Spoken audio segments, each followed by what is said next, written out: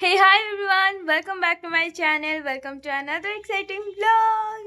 Yay! এখন আমি daily blog দেওয়ার চেষ্টা করছি, তো আই হোপ কি তোমাদের ভালো লাগছে।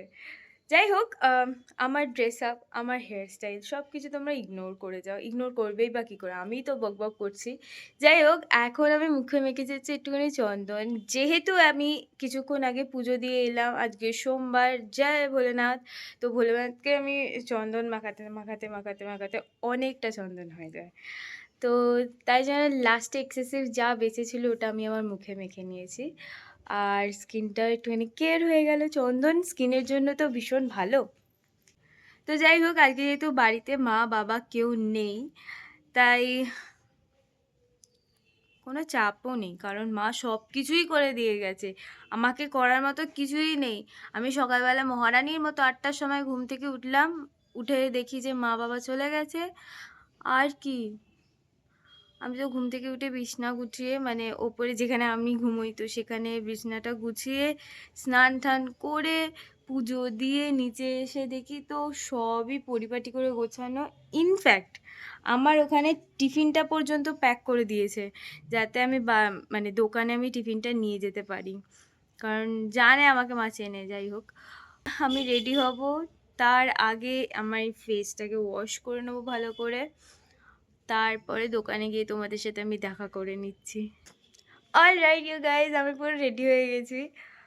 আর হাতে যেহেতু আমার অনেকটা সময় আছে, অনেকটা না হলেও কিছুটা সময় আছে, তাই অনেকটা চিন্তা ভাবনা করার পর মনে হলো যে আমি একেবারে টিফিনটা বাড়ি থেকেই করে যাই। টিফিনে আছে হচ্ছে ডালিয়ার খিচুড়ি আর সাথে পাঁপড় ভাজা।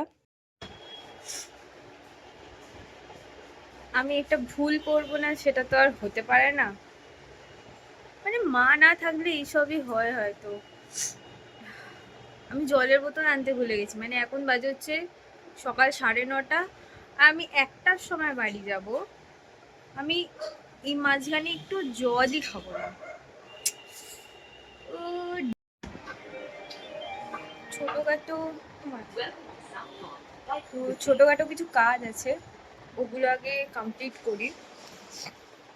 মানে কালকে যেহেতু বিশ্বকর্মা পুজো, তো কয়েকটা লাড্ডু নিয়ে কয়েকটা কাজ আছে, তো ওগুলো কমপ্লিট করি। আর আমাকে মা ফোন করেছে, মায়ের সাথে আমার কথা বলতে। তো বিশ্বকর্মা পুজো উপলক্ষে আমাদের কাছে কয়েকটা লাড্ডুর অর্ডার আসে, তো সেই লাড্ডুগুলোই আমি ভালোভাবে প্যাকিং করে রাখছিলাম, যাতে অর্ডার রিলিজের সময় কোনো রকমের প্রবলেম না হয়, এর অর্ডার ওর কাছে বা ওর অর্ডার তার কাছে না চলে যায়। তো সেই অনুযায়ী আমি ভালোভাবে প্যাকিংগুলো করে রাখছিলাম।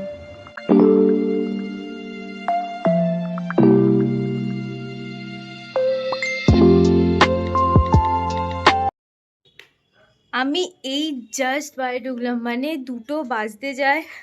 আমি এখন রান্না বসাবো, মানে আমি বুঝতে পারি না লোকে লাড্ডু বা সোনপাপড়ি লাগবে। কালকে যেহেতু বিশ্বকর্মা পুজো, আজকে এসে অর্ডার দিয়ে যাচ্ছে বা বলছে এসে আমার এক্ষুনি 50 প্যাকেট সোনপাপড়ি দরকার। আমি এগুলো মাথায় আমার ঢোকে না। এসে বলে গেল, বলে যাওয়ার পর কোনো পাত্তা নেই ওর। আমার তো মাথার মধ্যে টেনশন হচ্ছে যে আমি রান্না করব, এবারে এসে যখন বলে যাচ্ছে না, কনফার্ম করছে না, আমি দোকানটাও বন্ধ করতে পারছি না, কারণ মানে কি বলবো।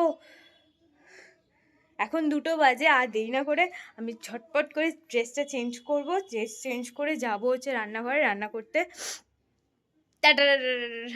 তো চলো, অনেকটা লেট হয়ে গেছে, এবার রান্নার কাজটা শুরু করা যাক, কারণ মা বাবা অত খাটাখাটনির পর এসে যদি দেখে আমার রান্নাই এখনও হয়নি, তখন ওরা হয়তো কিছু বলবে না, আমারই সব থেকে বেশি খারাপ লাগবে। করার মতো কিছুই নেই, মা তো সব কিছুই করে দিয়েই গেছে, সব চাল ডাল মেপে তুলে রেখে গেছে। আমি শুধু জলটা ফুটিয়ে আগে ডালটা দিয়ে দিয়েছিলাম, তার কারণ হচ্ছে ডাল ফুটতে একটুখানি দেরিই হয়। তো এখানে মা সবজি কেটে রেখে দিয়ে গেছে, আমি একটু তেল গরম করে সবজিটা হালকা হাতে ভেজে নিচ্ছি নুন আর হলুদ দিয়ে। আর সাইডে ডালটা ভালোভাবে আমি সেদ্ধ বসিয়ে দিয়েছি। এই দেখো, দুটোই সুন্দরভাবে সেদ্ধ হচ্ছে। আর বাইরে দেখো কত জোর বৃষ্টি এসে গেছে, হঠাৎ করে এরকমভাবে বৃষ্টি আসছে, এখন ওয়েদারটা এরকম কেন হচ্ছে কে জানে, আর তার সাথে এত জোরে হাওয়া দিচ্ছিল যে কি বলবো, কি ঠান্ডাও লাগছিল।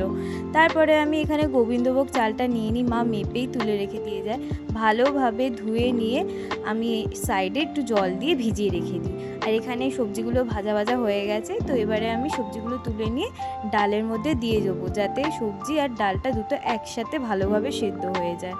এবারে আমি আরেকটুখানি কড়াতে তেল নিয়ে পাঁপড় ভেজে নেবো, কারণ পুরোপুরি নিরামিষ রান্না হচ্ছে, তো পাঁপড় না হলে যেন একটু চলে না।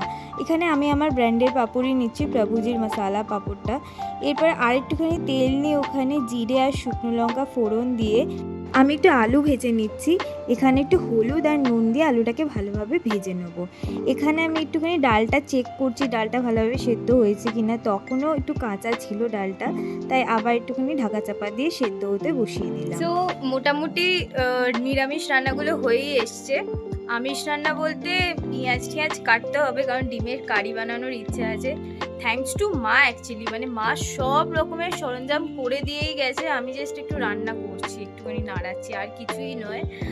এখন একটু বাসন টাসনগুলো মাজবো, কারণ অনেক কটা বাসন পড়ে গেছে। আস্তে আস্তে না মেজে গোটাতে থাকলে একসাথে অনেক বাসন পড়ে যাবে, তখন আমারই কষ্ট হবে। আর এখানে ডিমটাকে সেদ্ধ মা করে দিয়েই গেছে। ইয়েস, 3টে ডিম এখানে সেদ্ধ করে গেছে। আমি ডিমের কারিটা বানাবো। এখানে দুখানা তরকারি হচ্ছে, দুখানা তরকারি কি বলছি, এখানে ভাত হচ্ছে আর এখানে আলু ভাজাটা হচ্ছে, আর এই বাসনগুলোকে আমাকে মেজে নিতে হবে। আর চালটা যেটা বললাম ভিজিয়ে রাখা রয়েছে। ভাতটা হয়ে গেছে, আমি আর কিছু ভিডিও নিতে পারিনি, তো সব শেষে আমি একটুখানি ঘি দিয়ে চাপা দিয়ে দেবো। এবারে শুরু হচ্ছে আমিষ রান্নার প্রিপারেশন। মা তো ডিম সেদ্ধ করে রেখে দিয়ে গিয়েছিলো, আমি খোসাটা ছাড়িয়ে ওখানে নুন আর হলুদ মাখিয়ে একটু ভেজে নিচ্ছি ডিম সেদ্ধগুলোকে। এরপর পেঁয়াজ, টমেটো, আদা, রসুন ভালোভাবে আমি কুচি কুচি করে কেটে নিচ্ছি। তারপর সাইডে তেল গরম করে নিয়ে ওখানে আমি 2টো তেজপাতা আর একটু জিরে দিয়ে দিচ্ছি। এরপর কেটে রাখা সবজিগুলো কড়াইতে দিয়ে একটু নুন আর সামান্য চিনি দিয়ে ভালোভাবে একটু নাড়িয়ে চাড়িয়ে ভেজে নেবো সবজিগুলোকে। তারপর আস্তে আস্তে গুঁড়ো মশলাগুলো দেওয়ার পালা। আমি এখানে দিচ্ছি একটু ধনে গুঁড়ো, একটু জিরে গুঁড়ো, একটু রেড চিলি পাউডার, একটু টার্মারিক পাউডার দিয়ে সবজিগুলোকে ভালোভাবে নেড়ে চেড়ে ভাজবো, মশলাটাকে ভালো করে কষিয়ে নেবো। আর এখানে না আমি একটুখানি বেশি জল অ্যাড করে ফেলেছি, তোমরা একটু কম জল অ্যাড করবে, আর একটু তেলটাও বেশি দিয়ে ফেলেছিলাম। তো সব শেষে আমি ডিমটাকে অ্যাড করে দিয়ে ঢাকা চাপা রেখে দেবো, মশলাটা যাতে ভালোভাবে ডিমের সাথে অ্যাবজর্ব হয়ে যায়। ফাইনালি আমার মা বাবা দুজনেই চলে আসে, আর আমার ডিমের কারিতে লাস্ট হাতের টাচটা আমার মাই ছিল, একটুখানি গরম মশলা দিয়ে নামিয়ে নেওয়া হয়েছিল। রীতিমতো আমি যুদ্ধ করে দোকানে এসেছি। আজকে সোমবার, মানে বিশ্বকর্মা পুজোর আগের দিন, সামথিং কিছু একটা পরব আছে, রাস্তায় ভিড়ে ভিড়। আর বাইরে আমি দোকানে চলে এসেছি, অনেকক্ষণই হয়েছে, এখন দোকান টোকান সব পরিষ্কার করা আমার হয়ে গেছে।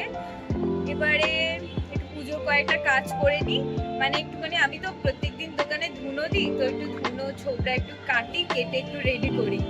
মাঝখানে আমি একদম ব্লগ করতে পারিনি, কারণ এই ব্লগটা বিশ্বকর্মা পুজোর আগের দিনের ব্লগ, তো দোকানে মোটামুটি চাপ ছিল, আর আমি ভুলেও গিয়েছিলাম ব্লগ করতে।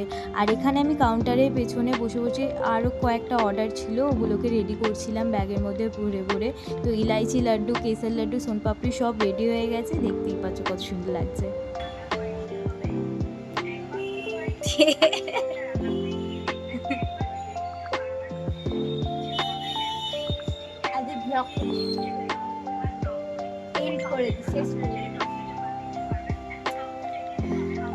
তো এখন আমি অর্ডারগুলো রেডি করছি, আর কিছু জিনিসপত্র সাজানো বাকি আছে, মানে এখানে আমি ইলাইচি লাড্ডুগুলো প্যাকেট করে রাখছি, আর